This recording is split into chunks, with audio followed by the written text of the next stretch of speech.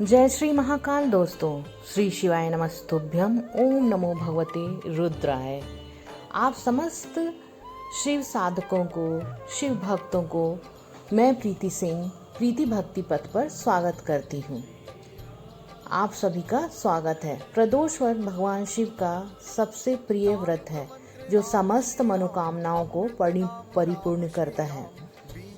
इसलिए मैं कहती हूँ कि हर साधक को प्रदोष व्रत जो शिव की पूजा करती है उनको ज़रूर करना चाहिए। केवल एक प्रदोष व्रत ही ऐसा है जो आप करेंगे तो आपको सब कुछ प्राप्त हो सकता है। इस वर्ष ज्येष्ठ कृष्ण पक्ष में हमें प्रदोष का व्रत 24 तारीख को प्राप्त हो रहा है। यह दिन शनिवार भी है और शनिवार के दिन त्रयोदशी प्रदोष होने से हम सबको बहुत ही ज़्यादा फलदायी होगा।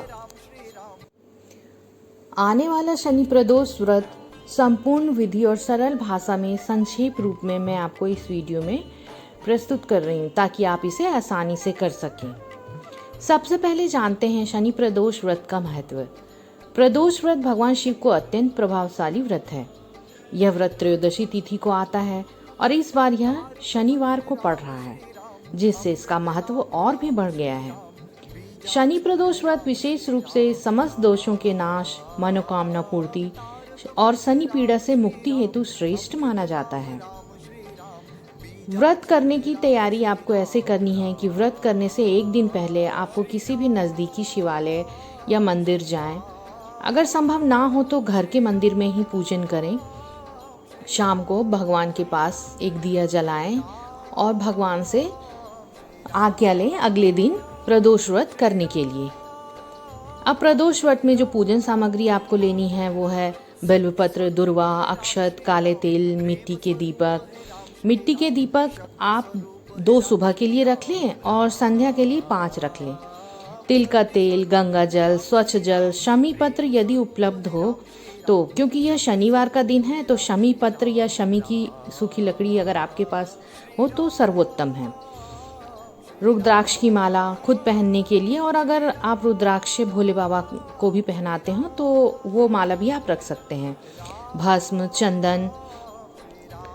प्रातःकाल पूजन आपको कैसे करना है। प्रातःकाल स्नान करके स्वच्छ वस्त्र धारण करें। घर के पास अगर कोई शिवालय है, मंदिर है तो वहाँ जाए। अगर कोई मंदिर ना हो पास में घर के तो आप अपने घर में भी, जहाँ भोलेनाथ को आपने स्थापित किया है, भोले बाबा को, छोटे से शिवलिंग तो सभी के घर में होते हैं, तो उसी शिवलिंग का पूजन करें। शिवलिंग पर जल, दूध, दही, शहद, घी और शक्कर से पंचामृत का अभिषेक करें। भगवान शिव को बिल्वपत्र, काले तिल, अक्षत आदि अर्पित करें। ओम नमः शिवाय या ओम नमो भगवते रुद्राय मंत्र का जाप करें। शमी पत्र या फिर शमी की लकड़ी से पूजा करें। शमी पत्र अगर उपलब्ध हो तो आप शनिवार के दिन जरूर भोले बाबा को शिवलिंग पर अर्पित करें। शनि की लकड़ी की पूजा ऐसे करें कि शनि की लकड़ी अगर सूखी हो तो उसको घिस के उसका चंदन आप खुद भी अपने मस्तक पर लगाएं और भोले बाबा को भी आप वो चंदन लगा सकते हैं, विशेषकर जिनको शनि दोष होता है। आप उस दिन संध्या काल का पूजन विधि क्या है ये जानते हैं। जितनी भी सामग्री आप सुबह के लिए रखते हैं वही सामग्री आपको शाम में भी रखना है, उतना ही। वही सामग्री पुनः तैयार कर लें और इस बार आप 5 दीपक ले जाएं। सुबह के समय 2 दीपक आप ले जाइए, तो एक आप गणेश जी को लगा सकते हैं और एक भोलेनाथ को लगा सकते हैं। अगर आपके पास एक्स्ट्रा दीपक है तो आप ले जा सकते हैं, पार्वती जी को भी लगा सकते हैं। इस बार शाम को आप 5 दीपक ले जाएं। शिवलिंग का अभिषेक कर पुनः बेलपत्र, पुष्प आदि अर्पित करें और भोले बाबा का श्रृंगार करें। जो भी चीज़ आपके पास उपलब्ध हो उनसे मंत्र का जाप करें। ओम नमो भगवते रुद्राय नमः शिवाय। दीप दान करें। पहला दीपक आपको गणेश जी के सामने लगाना है। एक दीपक आप शिवलिंग पर लगाएं। एक दीपक अगर मंदिर में बिल्व वृक्ष है तो आप वहाँ भी लगा सकते हैं, अन्यथा अगर घर में गमले वगैरह में आपने बेल का पौधा, बेलपत्री का पौधा लगा कर रखा है तो उसमें भी आप लगा सकते हैं। बेलपत्री का नहीं है तो आप तुलसी के पौधे के सामने दीपक लगा लें। और फिर एक एक दीपक आप घर के चौखट पे रखें जिसके मुख दीपक का जो मुख हो वो घर के अंदर तरफ हो। जब आप मंदिर से घर लौटेंगे तब ये दीपक घर के मुख के पास लगाना हो, चौखट के पास, और उसका दीपक का जो मुख है वो घर की तरफ होना चाहिए। अब भोग और प्रसाद आपको क्या लगाना है मंदिर में या फिर घर में, अगर आप मंदिर नहीं जाते हैं तो पूजन में खीर या कोई मीठा भोजन बनाकर भगवान शिव को अर्पित करें। भगवान शिव को भोग में खीर अत्यंत प्रिय है, तो आप अगर खीर बना सकते हैं तो अति उत्तम है, नहीं तो कुछ भी मीठा अपने हाथ से बना के भोलेनाथ को भेंट चढ़ाए, भोलेनाथ को पूजा में अर्पित करें और फिर वही प्रसाद रूप में ग्रहण कर सकते हैं। विशेष बातें ये हैं कि भोले बाबा को भस्म या चंदन ज़रूर लगाना है और खुद भी अपने मस्तक पे चंदन या भस्म लगाएं। रुद्राक्ष की माला पहने, पूरे दिन सात्विकता रहें, ध्यान भजन करें। 24 मई 2025 को यह विशेष शनि प्रदोष व्रत पूर्ण श्रद्धा व विधि से करें। भगवान शिव और शनिदेव की कृपा अवश्य प्राप्त होगी।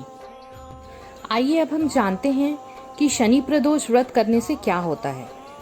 शनि प्रदोष व्रत रखने से शनि दोष और साढ़े साती के कुप्रभाव कम होते हैं।